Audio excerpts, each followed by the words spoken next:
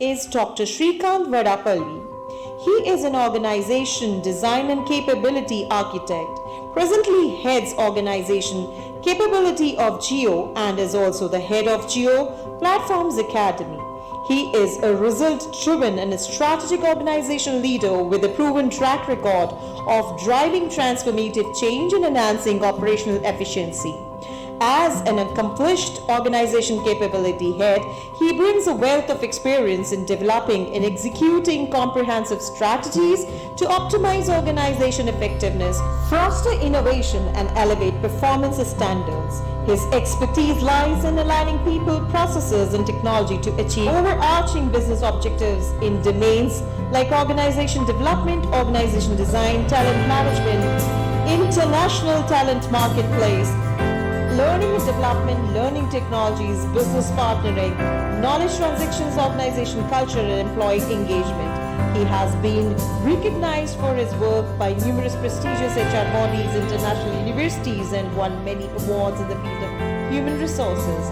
He is also on the Harvard Business Review Advisory Council. Thank you. Can I have the presentation, please? Thank you. उपस्थित सभी सभागणों को मेरा प्रणाम, नमस्कार. What I'm going to do is a little different from what we've heard this morning because I'm not an academician, I'm not as well read as most of you in the room. I carry very limited knowledge and I'll try to put that knowledge into practice based on what I feel we as people with limited resources as a group and limited time and bandwidth, what is it we can achieve as a group going forward? And I'll try and link it to the ancient wisdom that we speak about. Okay. So yes, dharma in action. In the Indic worldview, social responsibility is not an act of charity. It is dharma, a moral and spiritual duty towards collective well-being. We've spoken about this since morning. Ancient Indic wisdom draws from the Vedas, Upanishads, Arthashastra and Ayurveda. It offers timeless guidance on sustainable living, education, ecology and community balance, where community balance being the primary key word.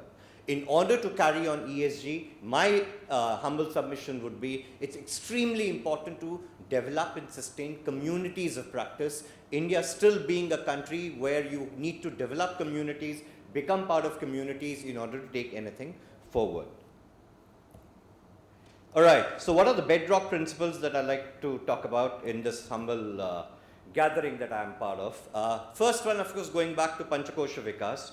That is holistic development addressing physical, energetic, mental, and the bliss layers of human existence. So please keep going back to communities of practice as I speak about each of the concepts, because everything that I'm going to speak about, three main things essentially, is talking about how do you get involved with one community and ensure you're able to achieve in totality what you want to achieve for that community.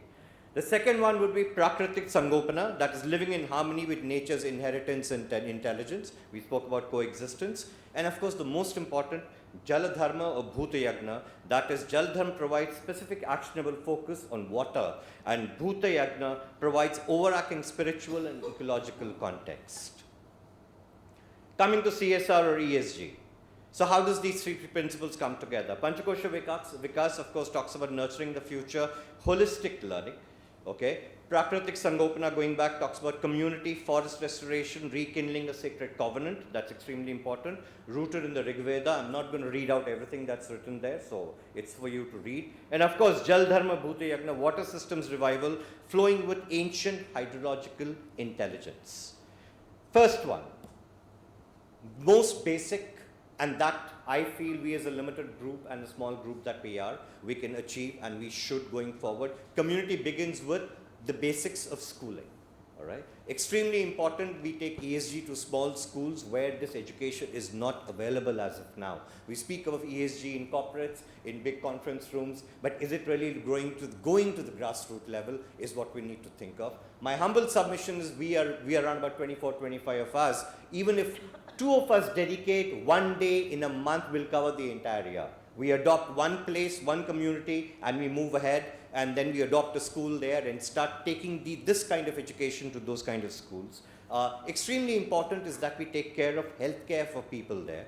Okay, so the 5 points mentioned very clearly when I talk of Panchakosha Vikas, that is provision of study, I spoke about this, enhancement of technical skills. This is something we tried recently and worked really well as part of the foundation that I'm part of. We went to very small schools and we introduced them to the concept of LLMs, how they can use it to educate themselves.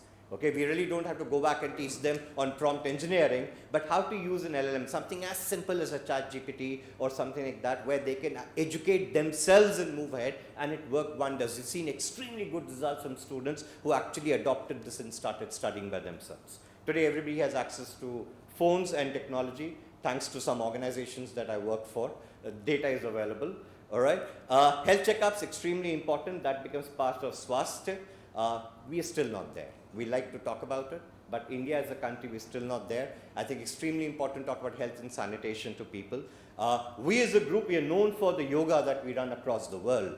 Why not take that concept to the most basic schools in the country and talk about health and yoga to the kids? And of course, parental education becomes extremely important. This again comes from some of the organizations where I work, where we used to do a lot of work in villages and tell people the kind of loans they can get from banks and how to utilize those loans, where the ladies in the families became the primary breadwinners after they were educated on these kind of things.